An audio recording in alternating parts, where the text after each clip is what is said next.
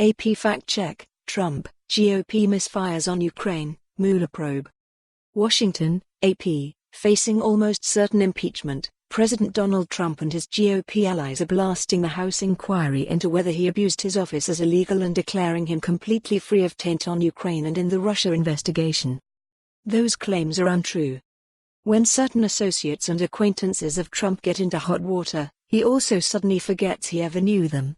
Various figures from the Ukraine matter as well as a British prince have fallen out of familiarity with the president in this way. Meanwhile, Democratic presidential candidate Michael Bloomberg wasn't truthful about why he recently apologized for supporting the controversial stop-and-frisk policy, falsely claiming no one had ever asked him about it before. A look at recent remarks by political figures, including Trump from the NATO summit in London and back home as House Democrats sped toward impeaching him. Stop and frisk.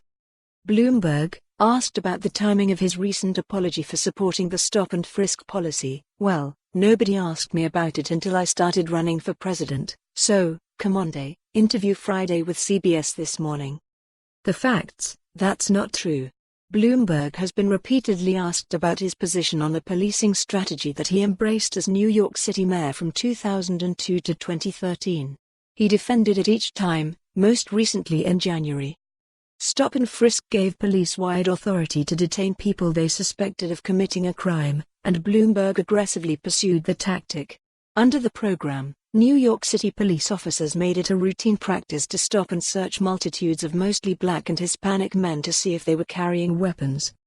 "We focused on keeping kids from going through the correctional system," Bloomberg said while taking questions at the United States Naval Academy's 2019 Leadership Conference.